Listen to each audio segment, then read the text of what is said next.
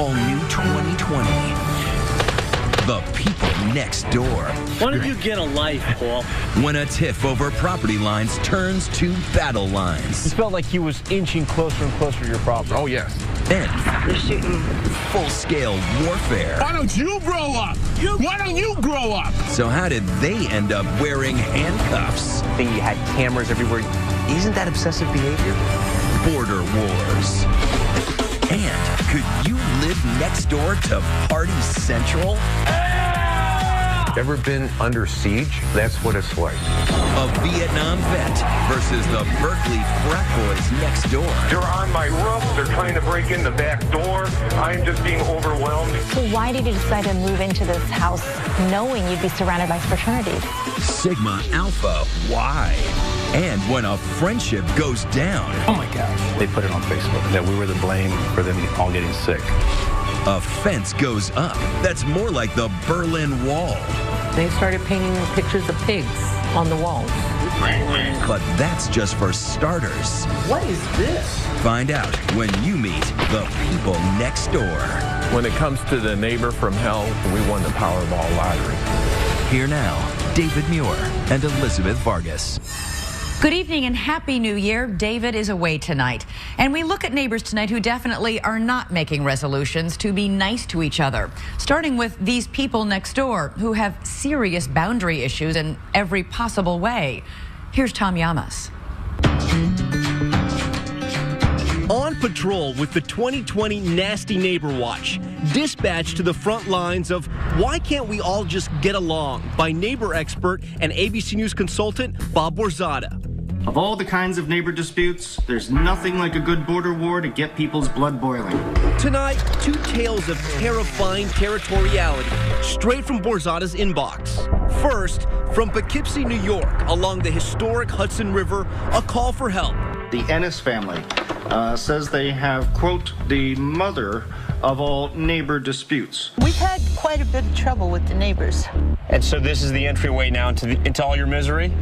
Yes, please follow me into my secret garden. There's no garden, and it's not a secret.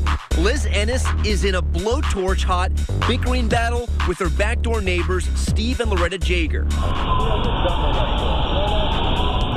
my property. If nothing else, the 65 security videos Ennis put up on YouTube reveal clashing lifestyles and landscaping. The Jaegers are Martha Stewart-style neatniks, while the Ennis' backyard, judge for yourself.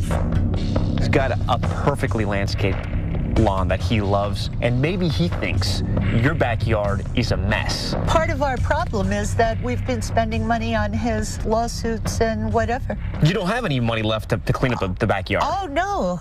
Given the personality differences, a border skirmish was bound to erupt. The first salvo comes when the Ennises accuse Steve Jaeger of aggressive lawn mowing, kicking up clouds of dust, and sometimes just kicking. Then, the Ennises say the Jaegers became chronic, petty complainers. He's complained about derelict cars, barbecues, lights, birds, vermin. The list goes on and on. On and on and on and on and on. But it turned to all-out war when the Jaegers took a drastic step that would forever block the Ennis eyesore behind them. This is the problem, huh? Yeah. Jaeger hires a surveyor who says the deed to the Ennis property is wrong. She owns less than she thought, a lot less. Then D-Day. Jaeger builds a fence right across what Ennis considers her land. He never owned the property. Never. Nothing says I hate you like an 8-foot, $5,000 hardwood stockade fence, especially when it's being used as an attack position to drown out your neighbor's barbecue with a hose. It's very disturbing, it's very upsetting, and it's so incredibly wrong. Ennis sued Jaeger over the alleged land grab twice. What was the meanest thing you ever told him? I said, does it suck to wake up in the morning and find out that you're still you? But two judges have sided with Jaeger, saying he's right about the property lines and his fence is fine. So we heard from the Ennis family. Let's see what the Jaegers have to say. Over Over at what Liz Ennis would consider the enemy camp, Steve and Loretta Jaeger reluctantly told us their side of the story. We asked to settle it between the two surveyors. She said, no, it's going to court. It went to court. She lost it.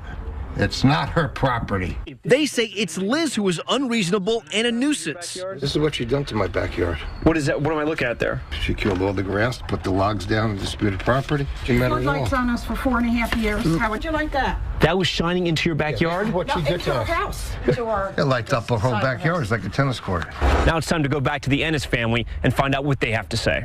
Liz, we were just at your neighbor's place. Sure. They showed us some very interesting photos. Were you shining spotlights on your neighbor's living room to kind of harass them? No.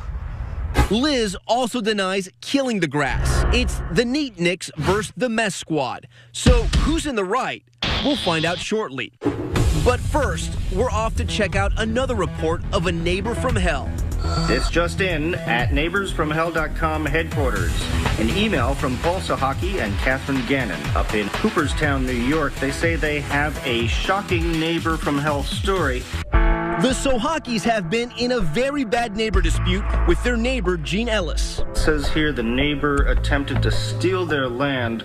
Quote, for safety reasons, we had to film our neighbor whenever he came to us. And guys, it sounds like this is when the real trouble started. Why don't you get a life and stay off? This is real imaginative, Gene. Putting up no trespassing signs. Oh, wow. That's Gene Ellis. Paul Sohaki and his wife, Catherine Gannon, say he's the neighbor from hell. What's your house over there? Their house sits on 12 scenic acres in Otsego County, New York. Gene Ellis has more than 50, but it's still not big enough for the both of them. You can't see any houses from here. It's completely secluded. But you found a reason to fight. 52 acres wasn't enough. He needed, more of our land. It all started because Paul and Catherine say Gene's driveway crossed a sliver of their land. You guys have 12 acres. He has 52 acres. Yes. And for 8 years, you guys fought over this space right here.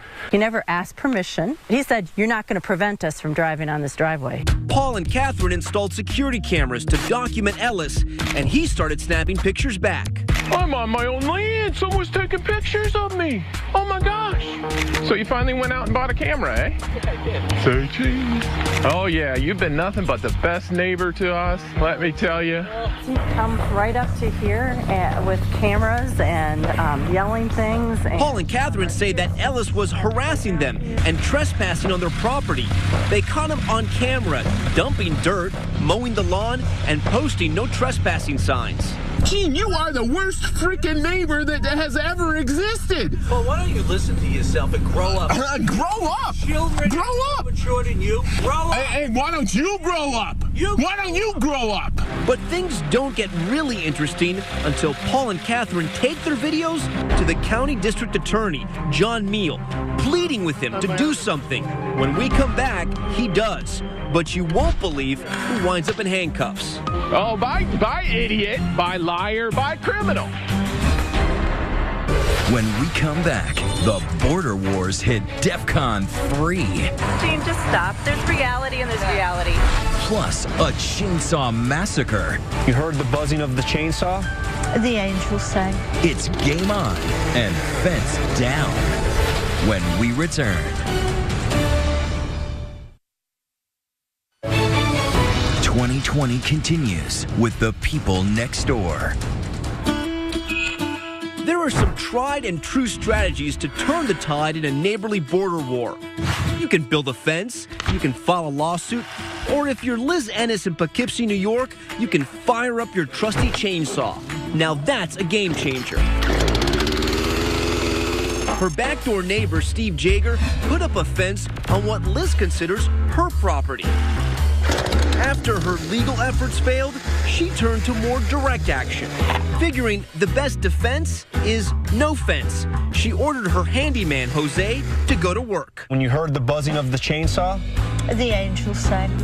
Okay, let's hear it again.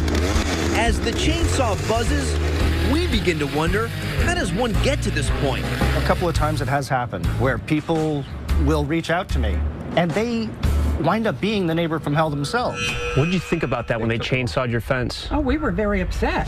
Chainsaw my fence down. The Jagers sued and then settled with the Ennises, but neither side is admitting to any wrongdoing. If you could talk to her right now, what would you say? Can't talk to her. Why? Like talking to a wall. Today, the fractured fence has since been mended. And you don't think they're going to do anything else to your fence? I don't care what they do. Police department's on alert. They step on my property. They come over my property. They're probably going to get arrested. And while the Ennis's homeowner's insurance will pay the $7,500 for the new fence, Liz Ennis says she's not done fighting. Well, I'm not done exploring every possibility to retrieve my property, no. You think you've been a good neighbor? I don't think I was, in the end, a good neighbor. No. I was not nice to Mr. Yeager any more than he was to us. Do good fences make good neighbors? No. My cameras made good neighbors. Fence doesn't do nothing. Meanwhile, up in Cooperstown, New York, Paul Sohaki and his wife, Catherine Gannon, the dispute starts around here, right? Yeah. Are battling with neighbor Gene Ellis over where his driveway ends and their property begins. He was redefining the border closer and closer to our house. You felt like he was inching closer and closer to your property? Oh, yes, definitely.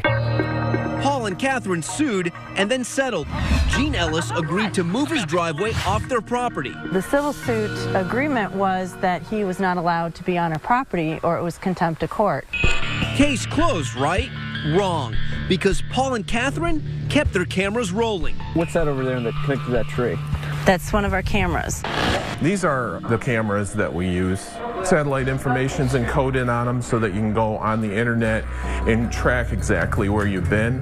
What was it like to live in that world? I mean, you basically lived in your own kind of sick reality show.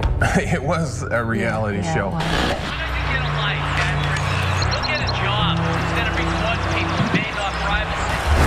Paul and Catherine and Gene all starring in an 8-year-long saga. Go ahead. They both might call The Knucklehead Next Door. Gene, just stop. There's reality and there's reality. In this scene, Gene comes cruising through their woods like Bigfoot on a bulldozer. He came through this opening here and bulldozed the whole creek flat so that he could have a pathway to drive over here. Was that illegal? He did get arrested for that. Gene Ellis was put on a 6-month probationary period for trespassing, but Paul and Catherine say he continued to harass and threaten them, even calling the police on them numerous times without cause. Going on a family walk on the street. We're on a public road. You need to leave us alone. Gonna call the police and tell them some more lies, Gene? Go ahead. Armed with their videos as evidence, they lobby the local district attorney, John Meal, to take action against their neighbor, Gene Ellis. Just listen to this tense phone call from the DA that Catherine recorded. He was walking around about 30 feet into our land, walking around on our property. That's horrendous. That is against the court order. He is not allowed to do that. If you're not going to uphold a court order, what kind of DA are you? I sure am glad I don't have neighbors like either of you two. You're not afraid of him. This whole thing is ridiculous. All of you are acting like 10-year-olds. You saw the videos. All of them. No crime committed by Mr. Ellis that you saw. Nothing. The DA, John Meal, says Paul and Catherine's videos were more revealing than they realized. So the evidence they showed you actually showed you something much different, which was what? It showed them actually committing a crime against him with all of these videos. It was the best evidence against themselves. The DA finally did take action, but not the action Paul and Catherine expected. They were arrested, both of them. They were eventually arrested when we actually had some independent evidence of a witness who was able to confirm that the Sohakis were following Mr. Ellis around. Okay, he went the other direction. And taking pictures of him. State police arrested Paul and Catherine. They were handcuffed, fingerprinted, and charged with stalking Gene Ellis. All of the evidence, every shred of evidence that they gave me was against themselves. Paul and Catherine never spent any time in jail, and the case was dismissed by a judge. Proof, they say, that the DA misread their video evidence, that the charges were trumped up, the case built exclusively on statements from Ellis's friends and relatives. The DA was out to get me. The police were out to get me. They claim there was a conspiracy against them by you, the police, and the Ellis family and friends. What do you say to that?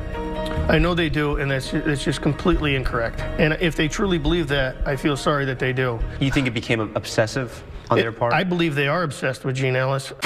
Gene Ellis declined to talk to 2020 on camera. Perhaps he thinks that, once again, his antagonistic neighbors will make his case for him. When you look back on your behavior, you had cameras everywhere, you were documenting every single second of your life. Isn't that obsessive behavior? Not in the context. It actually is very rational behavior. If you were in the situation that we were in, it was the logical, smart thing to do to protect our family. After all that, Gene Ellis blinked first. He moved. So Paul and Catherine get to say, we win. Except now they're moving too, relocating for Paul's work. Can these neighbor disputes actually get resolved ever? Yes, I believe that they can, but it's going to take time, it's going to take money, and a lot of anguish in many cases. So if you're looking for something that is quick and foolproof, it's the M word, move. When you look back on it, you know, the 8 years, the videotaping, the fights with the police, was it worth it for, what is this? This is 10, 12 feet? Without a doubt. It was definitely worth it because it not ended up being a fight about the land. It was more of a fight about justice. The point was it was a bully. That was the issue for us. When it comes to the neighbor from hell, we won the Powerball lottery. So who do you think was the real bully in that Cooperstown feud? We're live tweeting tonight, so let us know and use the hashtag ABC2020. We'll be right back. Next, how'd you like this for your scenic view? It's what one man recorded living on Frat Row. Ever been under siege? From booze to butts to butting heads. One man's crusade against the frats next door. When we come back. Hundreds of calls to the police, $60,000 spent in surveillance equipment and cameras. Must be the work of someone who lives in one of the country's worst crime zones, right? No, just stuck living on Fraternity Row. But the only thing this angry neighbor is pledging is to get the authorities to crack down on the frat boys next door. Here's ABC's Aditi Roy. Medical Emergency District 3. For students at UC Berkeley, the school year kicked off with a crash course in the perils of binge drinking. Berkeley 1, engine 5, we need an ambulance. A night of partying in 2013 launched an armada of ambulances to cart off the casualties. Cal students are getting so drunk. Passed out students being lugged out of frat houses. The emergency room was full of drunk students. Startling images from our San Francisco station, KGO. Now imagine you weren't just watching this on TV, you were living it. Your house on the edge of Berkeley's Fraternity Row. If you've ever been under siege, that's what it's like. Meet Paul Geisels, a Vietnam vet fighting a battle he never expected on the home front. His weapon of choice? You better put cameras up because that's the only way you're going to protect yourself. With more than $60,000 worth of surveillance gear, Geisel says he's compiled enough footage for a documentary on Dionysian debauchery. I have video of them throwing 1.75 liter glass bottles of vodka at the front door of our house. He showed us some of the lowlights from his archives. Okay, here you can see a young lady running from the Zeta parking lot, and she just dropped her keys. So as she bends to get her keys, she just pulled a full moon. From half-naked women to public urination, lots of it. These are probably not scenes you'd like to witness on your street. Oh, there they go. There you can see the two guys naked, running up the street. Now, this is the gentleman right here who's going to go over and drop his pants. There he goes. There he goes. And now he sticks his hands in his pants. But how did it come to this? Geisels used to help launch Navy planes from aircraft carriers, then braved a dozen Chicago winters as a firefighter EMT. In 1988, he and his wife, looking for some peace and quiet, moved to her treasured family homestead, this 1927 Dutch colonial back in Berkeley. My wife always wanted to move back to this house, and this was her grandmother's house. But Paul was gambling from the start. Their street just 1 block from the University of California campus, was nestled among 24 frats, their house right between 2 of them. So why did you decide to move into this house knowing you'd be surrounded by fraternities? Well, when we first moved here, things were actually pretty good. We were invited to the fraternities for their Monday night lobster and steak dinners. That was then. This is now. Why the change? Paul says with the explosion of cell phones and social media, word of the parties now goes viral, and suddenly the gatherings have ballooned from 50 people to more than 500. The behavior was becoming more outrageous. It got so bad, he measured the noise levels from his yard. We started at 11 o'clock this morning, and it's now 5:30. Parties not stopping at 12:30, 1:45, they were going until 3, 4, 5 in the morning. But here you can see... He says he's captured buses disgorging revelers. You can see she's naked from the waist down. They put a blanket around her. She can barely walk. And drunken brawls just outside his house. Naturally, Paul started complaining about the loud parties.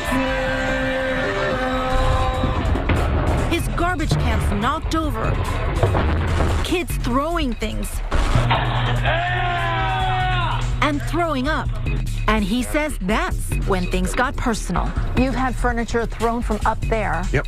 You know, with the legs of chairs and stuff through the roof. I've had 3 burglaries in the last 3 months. He told police some of his Greek neighbors broke into his home.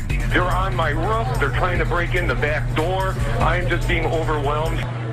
He says he's even taped them threatening his life.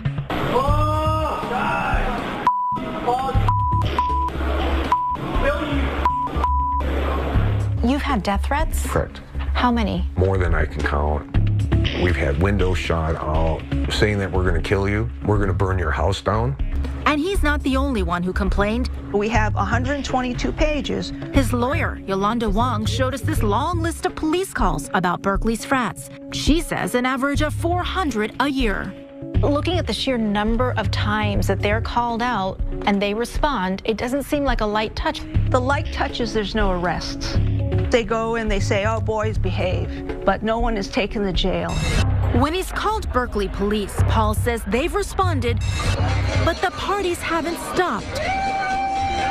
We're not getting really any help from the university or from the authorities. You cannot have authorities saying, yeah, they're breaking the law, but, you know, it's going to keep happening. Why don't you take a hike?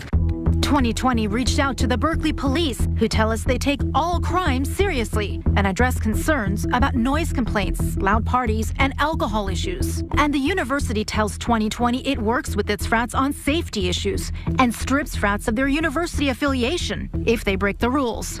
But Paul says that's not enough. Police are investigating the death of a young man at a UC Berkeley fraternity. He points to the recent death of a visiting student, Vaibev Lumba, at a party inside nearby Zeta Psi. The cause? Released just 2 days ago, alcohol poisoning. The frat was stripped of its university recognition in 2010, but it continues to remain active. Now, full disclosure, I graduated from UC Berkeley in 1996, and while I only went to one frat party, I have a personal interest in hearing what today's underclassmen think about this home-brewed brouhaha. You live, I see, amongst a lot of fraternities here, right? I don't hear any music, any noise here. It's really quiet. I don't really feel bad because obviously your opportunity cost, you want to live here, it's worth it for you to live here, then you're going to have to put up with the noise and the nuisance. You've lived next door to a fraternity, and now you're a member of a fraternity. What was it like to live next door to a fraternity? When it's too loud, it just feels, it's uncomfortable when you're trying to concentrate, focus. And most of the other times, it was the same thing as living anywhere else. There are plenty of places to live in Berkeley that are not frat row. And so living on frat row, I feel like, is a conscious decision to be near the fraternities. Finally, Paul made the conscious decision to move out, but he still hasn't surrendered. He's kept his cameras rolling and filed a lawsuit against almost anyone connected to his neighbor dispute, including 34 of Berkeley's fraternities. Our goal is to win in court, to have some change, to have some civility in this neighborhood. It's been an uphill battle. His original lawsuit was dismissed, but it's now going forward under a city ordinance, which an attorney for several of the defendants says they will continue to defend vigorously. But this vet says he'll keep fighting and taping, hoping he and his wife can someday come home. I'm strong enough to continue this and to keep it going until we have a resolution because I feel so strongly about this problem.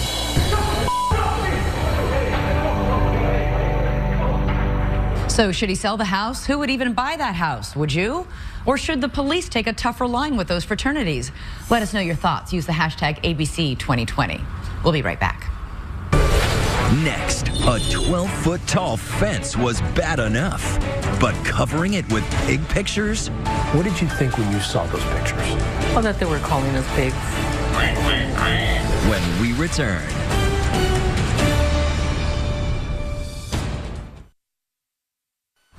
They say that good fences make good neighbors, but in the story you're about to see, good fences make big fights, turning former best friends into bitter enemies. And the start of it all? Trees in the backyard and a juice machine. It may seem like a laughing matter, but it's not to them. Ryan Smith went to the Lone Star State to get the story. This neighbor tale begins in San Antonio at Vanessa Martinez's wedding. A backyard affair with guests including the folks from next door, Mary Lou and Rick Dominguez. There's Rick celebrating. We were very close. We were on vacations with them. Back then, it was nothing for Rick and Mary Lou to share meals with the friendly people a few steps away, the Martinezes. Dinners, cake, all that kind of stuff. Family matriarch Yolanda Martinez might have served up something like this. Yolanda loves Mexican food, but today can't digest the problems her chosen cuisine seems to have created between the two families. This has been already 2 years and 3 months, and it's still going. What's been going on is a knockdown, drag-out spat that made bitter enemies out of these former friends. Oh yeah, it got pretty ugly. It happened online when the then Facebook friends clicked the unfriend button. Why? Believe it or not, it's all mixed up with fruit and vegetables in a juicer like this. Mary Lou wouldn't talk on camera, so Rick did the explaining. We do this thing called juicing, which we've done for years, and it's just real healthy for you. Yolanda remembers what Mary Lou wrote. She had posted that they were into the juicing. But the neighbors disagree about all the other juicy details. The actual Facebook posts are long gone. But there's no doubt what each side claims the other wrote squeezed the life out of the friendship. What did they say? They got on Facebook and said, your stupid recipe for juicing gave the whole family diarrhea. She was sending like, well, if you wouldn't be feeding your family fatty foods and lard and tortillas, and maybe they wouldn't be as big as they are. You got offended. I did. It absolutely juiced up the tension already simmering over this man. Another neighbor who was feuding with Rick over trees between their properties. When you saw that other neighbor having problems with Rick, what did you do? I intervened. Leading to the wall. The simmering tensions convinced both sides to shut the other out and create what today is sort of the Berlin Wall of San Antonio, a wood picket fence built by Yolanda's husband. Dwarfed by Rick's roughly 12-foot behemoth of corrugated metal and wood. Technically, it's a detached covered patio. The fence and the almost Korean demilitarized zone around it with cameras facing back and forth has become a standing monument to neighborly hatred, covered on the local news. At the center of this feud, quite literally, is this 12-foot-high corrugated metal fence. And making one big headache for the cops. We're back and forth to those residences over and over and over again. Police Chief Bill McManus says the frustrating thing is, for the most part, what the feuding neighbors do isn't breaking the law. But boy, it makes you wonder about those laws. Oh my gosh. Like when Yolanda's husband Tony is repeatedly seen knocking down garbage cans using some sort of stick. Rick is convinced it's a cattle prod. It is a cattle prod with 2 electrodes on it. He parades around with it constantly. With a cattle prod? Yolanda denies her family even owns a cattle prod and claims whatever Rick recorded is nothing compared to what he's done to them, starting with that fence. It may be scenic on Rick's side, not so much on Yolanda's. They started painting pictures of pigs on the walls. What did you think when you saw those pictures? Well, that they were calling us pigs. First was the painted pig, then a painted donut. followed by a stuffed pig hung off a pole. And then... What is this? That's him.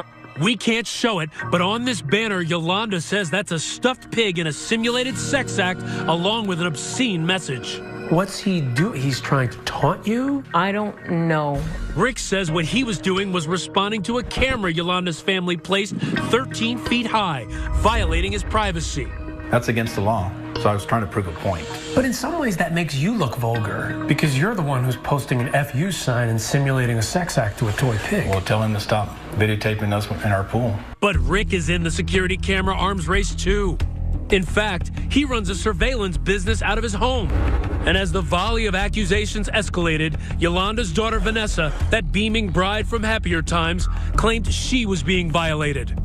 We are being watched 24/7. He's enjoying making our lives miserable.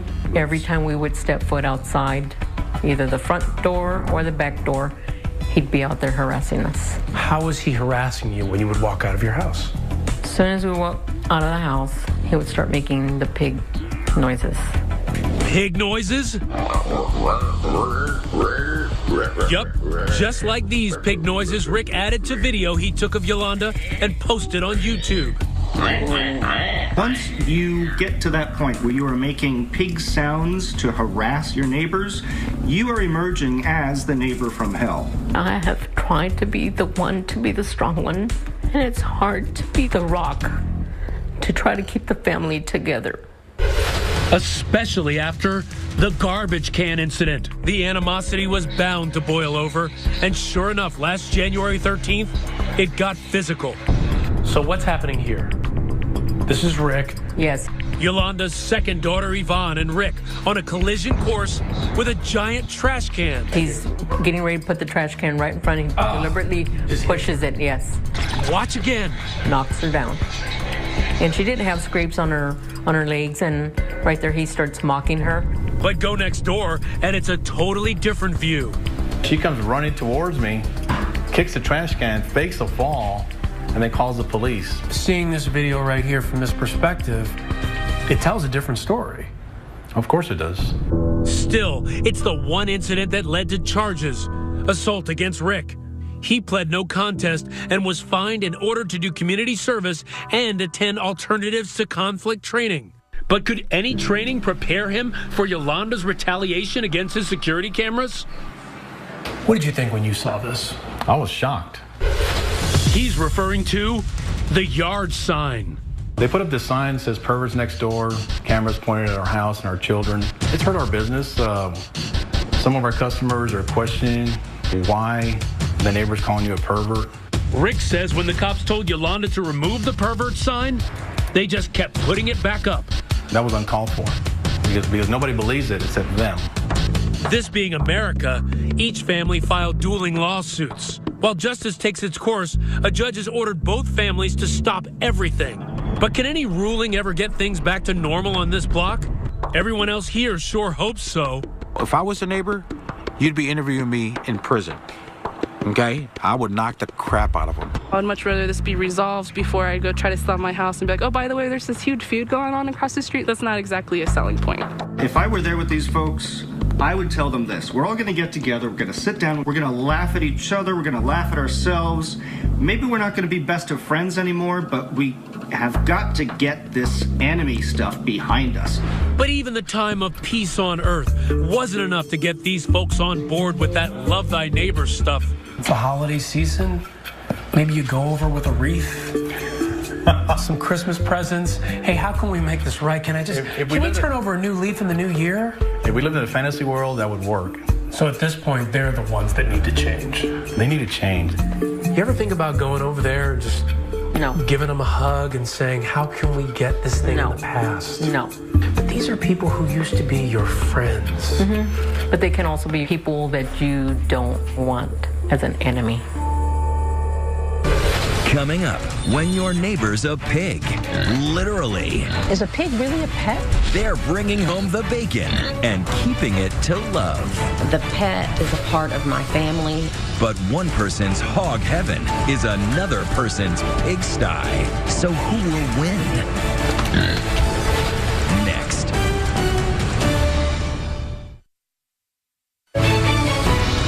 2020 continues with the people next door.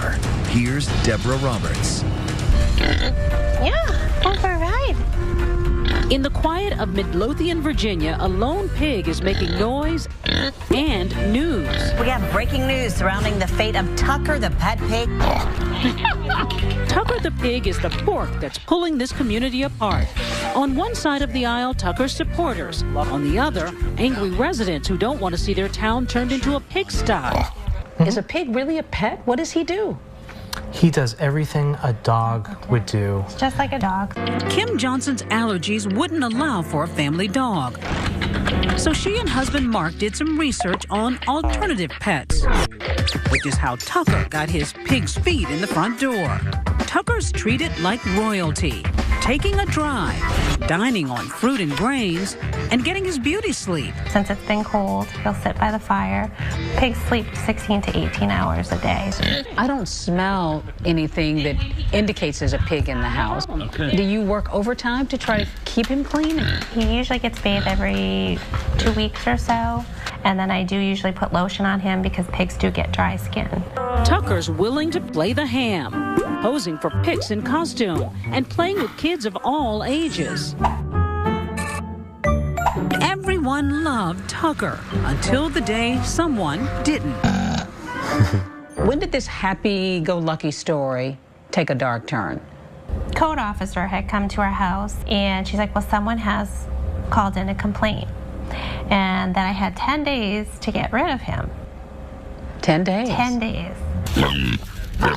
A neighbor's complaint highlighted the fact that the Johnsons' property was not zoned for livestock, so they attempted to get a conditional use permit to redefine their property as a stock farm.